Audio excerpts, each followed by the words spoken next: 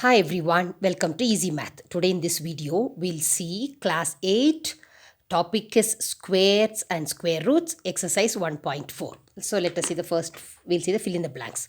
The ones digit in the square of 77. What is the meaning of square of 77? Yes, it is 77 square. Okay, 77, we have seen all this in the introduction. Square of 77 means 77 square. What does it mean? 77 into 77, that is 77 has to be multiplied by itself 2 times. Now the question is just the ones digit. You need not multiply do the entire multiplication. If we find in this multiplication, when you multiply these two numbers in the product, what do you mean by product? When you multiply two numbers, the answer you get is called the product. So in that answer, we have to find only the ones digit. We don't need the entire answer. We want the digit in the ones place. For that, you just multiply ones place into ones place. It's only ones, tens, and ones and tens. You multiply these two ones place numbers. 7 sevens are 49. And for 49, what do we write? We write 9 and carry 4. So this is the number. 77 into 77 ends with 9. The ones place digit in the product of 77 into 77 is 9. Therefore, the ones digit in the square of 77 is 9. For example, suppose if you are finding 23 into 45. What is the ones digit in this product? Means you just multiply 3 5s are 15. For 15, we write 5. So, 5 is the ones digit in the product of 23 into 15. Okay, we'll see another example. 47 into 56. What is the ones digit in this product when you multiply these two? What do you do? Yes, just multiply 7 into 6. 7 6 are 42. 42 ends with 2. So this product will end with 2. Okay, this is how we find. Just we multiply ones digit and whatever number that ends, that is the ones place digit in this answer. So 77 square ends with 9. 9 is the answer for the first question. Then the number of non-square numbers between 24 square and 25 square. Non-square numbers between any two numbers. For example, we'll take 16 is square number and we'll take between 4 square and 5 square. 4 square is 16, 5 square is 25. So between 16 and 25, we have 17, 18, 19, 20 up to 24. These 17, 18, 19 are non-square numbers. So between 16 and 25, we have 17, 18, 19 up to 24. They are non-square. Same way, how many non-square numbers are there between 24 square and 25 square? There is a simple formula we have done in the activity. This one we have seen in the square root activity. There is one formula we have, that is easy way to find is 2 into this first number. 2 into 24. 2 into 24 is 48 non-square numbers are there between 24 square and 25 square. This is the formula, we're using formula, we're finding 2, if this is n, this number is n plus 1. This is the next number. 24 and the next number is 25. So the first number, twice the first number. So there are 48 non-square numbers are there between 24 square and 25 square. We'll see another example. Suppose we'll find non-square numbers between 5 square and 6 square.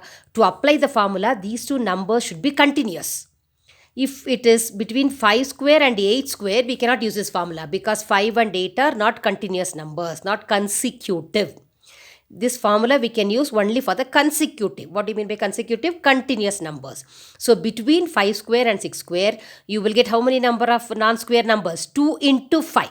2 into the smallest number, 5. 10 non-square numbers are there between 5 square and 6 square. 5 square is 25, 6 square is 36. So between 25 and 36, you get 10 non-square numbers. That is 2 into this 5. Same way here, 2 into 24, answer is 48. Okay. Next, the number of perfect square numbers between 300 and 500. So perfect squares between 300 and 500. So we have 17 square, 18 square up to 23 square. Between 300, 289 is less than 300. 529 is more than 500. So between 300 to 400, which are the numbers come between 300 and 500? These are the square numbers we have between 300 and 500. So how many square numbers are there? 1, 2, 3, 4, 5. Therefore, the square numbers, number of perfect squares are same as square numbers. Between 300 and 500 is 5. Okay, next. The number, if a number has 5 or 6 digits in it, then its square root will have dash digits.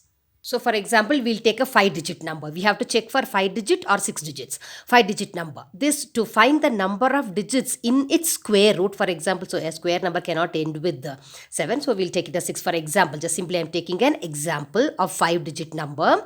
When you finding the square root, next we will be doing in the coming up classes, we will be finding square root using long division and prime factorization. In this, what we are going to do, from ones place, we are grouping them into different periods. When you group into periods, starting from ones place, we put a bar for every 2 numbers, you put a bar. This group is called 1 period, this is 1 period, this is 1 period. And when you use this long division method, for every period, you will get a square root. You'll get an answer on the quotient. So for this, you'll get a number. For 53, you'll get one number. For 26, you'll get a number in the quotient when we are in the long division method. So if it is a 5-digit number, then in its square root, you will have 3 digits. Supposing if we have one more, this is for 5-digit, we have to find for 5-digit or 6-digit. Suppose if we have one more digit here, for example, you say 8. Now we will be grouping two numbers, either 5 digits or 6 digits. It will not make a difference because anyway 7 and 8 are going to be in one period. So starting from one's place, we will be grouping two numbers together using a bar. So for every period, you get a quotient. For this period, for these 2 numbers on quotient, these 2 numbers on quotient.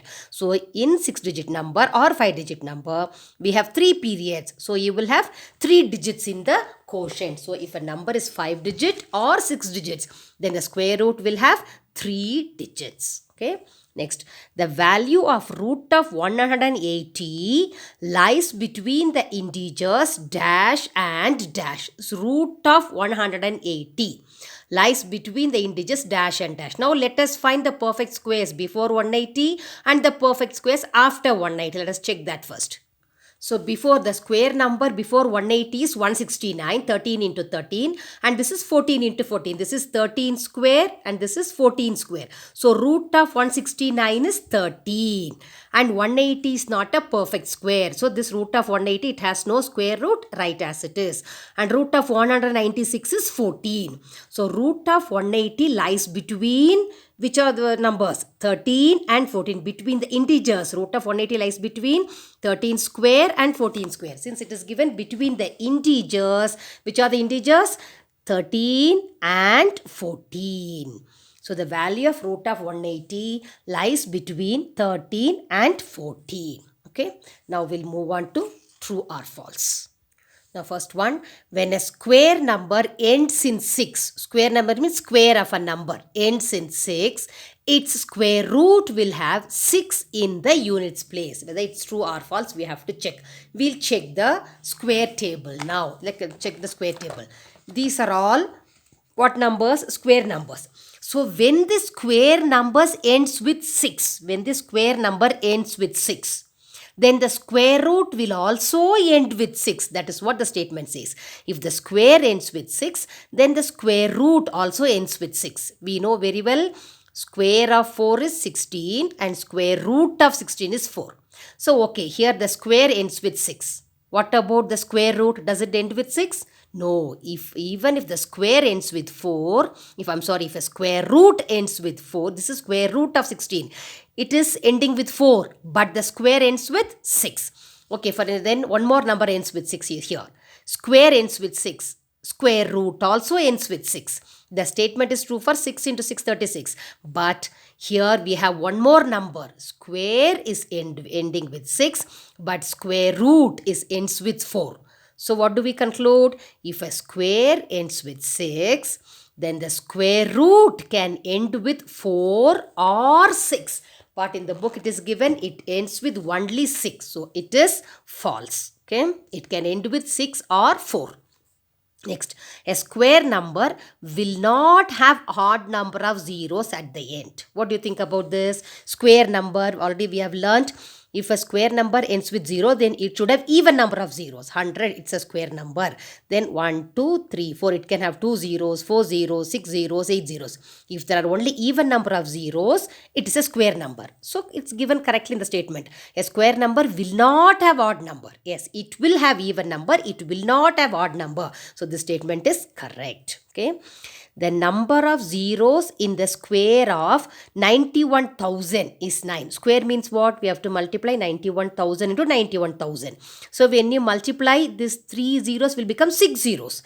It will have only 6 zeros, not 9 zeros. So it is false. Then the square of 75 is 4925. This is very simple one. What is the meaning of square of 75? Means it is 75 square. You have to multiply 75 into 75 and check whether you are getting the answer as 4925. That's all. So 75 into 75, when you multiply, we are getting 5625. But it is given here 4925. Are they same? No, they are wrong. So this is false. Next, square root of 225 is 15. What do you mean by this? Square root of? We'll see in the square formula. See, this is this. You should be thorough with the square table, at least minimum from 1 to 20. So then it will be easy to answer such questions. Square root of 225 is 15. Correct? No, square of 25 is 225. So square root of 225 is 15. So this statement, last statement, the square root of 225 is 15 is correct. Okay.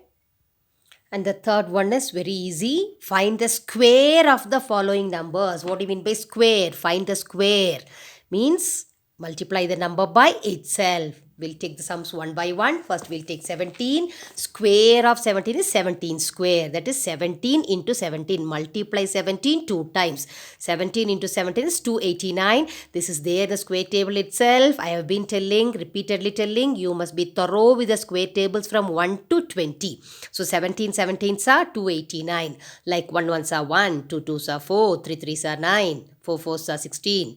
Okay, that square table. So if you're thorough with the 20, 17 17s are 289. Then if not, what you have to do? Multiply 17 into 17 and you get this answer. Okay, next, square of 203, which is 203 square. So 203 into 203, it's a normal multiplication. So when you multiply, you get 41,209. And the third one is square of 1098, which is 1098 into 1098. So multiply 1098 into 1098. First multiply with 8, then multiply with 9, multiply with 0, then multiply by 1. So you get the answer as such a big number: ones, tens, hundreds, comma, 1000, 10,000, comma, lakh, 10 lakh, 12 lakhs, 5,604 is the square of 1098. Okay, children? So I hope you have understood the simple things about this squares only we have seen now. Thank you for watching. We'll see the rest of the sums in the next video. Thank you, children.